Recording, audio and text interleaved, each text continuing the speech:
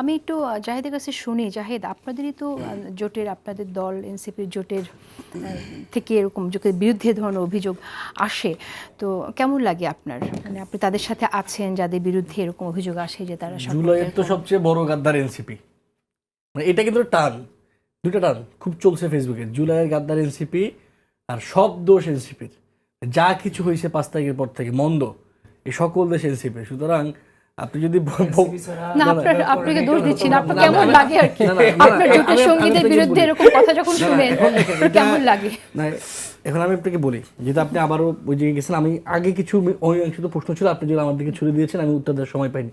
গাদ্দার take খাইছো, গাদ্দার take খাইছে, গাদ্দার take খাইছে, গাদ্দার টেক খাইছে, তাহলে আসলে গাদ্দার না কে?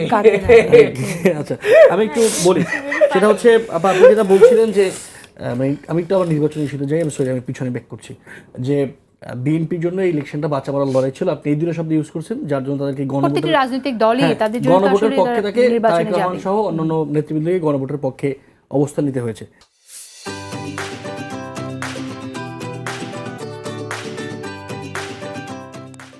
ট্রু। তাহলে আমরা কি এইটা ধরে নিতে পারি কিনা যে তারা ভোট পাওয়ার জন্য কিংবা ক্ষমতায় যাওয়ার জন্য কিংবা মেজরিটি পাওয়ার জন্য এরকম যে বিষয়টির সঙ্গে তারা একমত নয়, যে বিষয়টিকে তারা প্রতারণা বলছেন, অন্তহীন প্রতারণা, এরকম অন্তহীন প্রতারণা মিথ্যার আশ্রয় নিয়েছেন বিএনপি নেতৃবৃন্দ। আমি এটা ধরে নিতে পারি। জনাব সাউদ্দিন আহমেদ সাহেব যেটা বলেছেন যে অন্তর্বর্তীকালীন সরকার অন্তহীন প্রতারণা করেছেন, অন্তর্বর্তীকালীন সরকার অন্তহীন প্রতারণা করেছেন কিনা সেটা অন্তর্বর্তীকালীন সরকারের লোকজন যারা ছিলেন, উপদেষ্টারা কিংবা এই সমাজে যারা কাজ করেছেন ঐক্যমত্য কমিশন, তারা বলতে পারেন। কিন্তু আমরা কি যখন ডিবেটটা বিএনপি মানে বিএনপির সঙ্গে এনসিপি আপনি যখন বলছেন, তখন আমরা এইটা ধরে নেব কিনা যে বিএনপি মিথ্যা আশ্রয় নিয়ে মানুষের ভোট নিয়েছে? এক নম্বর আলোচনা। দ্বিতীয় আলোচনা, এই যে আমাদের শেষ করে দিতে হবে, এই আলোচনাটা টানলে না মানে সবার মন্তব্য নিতে হবে, অনেক সময় লাগবে। আপনি আমাদেরকে প্রশ্ন ছুড়ে দিয়েছেন, আমাকে আমি ভুল প্রমাণিত হব। এই যে না, সেটা ভালো হয় যে এনসিপি জামাত, সেটা খারাপ হতে না। এখন আমি একটু বলি আপা, আপনি তো আমি একটু বলি, আপনি যেহেতু আমার বড় বোন, আপনি তো আমাদেরকে বলছেন যে এনসিপি হয়ে গেছে জামাতের মুখপাত্র।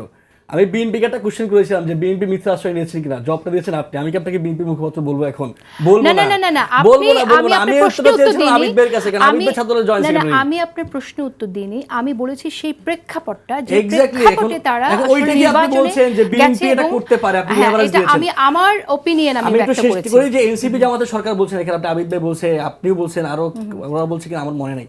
দেখেন না, জামাত যেটা করতে পারে না সেটা আমি শেষ করি না, আপনারা বলছেন এই সরকার, এই যে 5 তারিখের পরে শেখ হাসিনা পালানোর পরে অন্তর্বর্তীকালীন সরকার, এই যে শব্দ যুগল, প্রথম উচ্চারণ কোথায় হয়েছিল?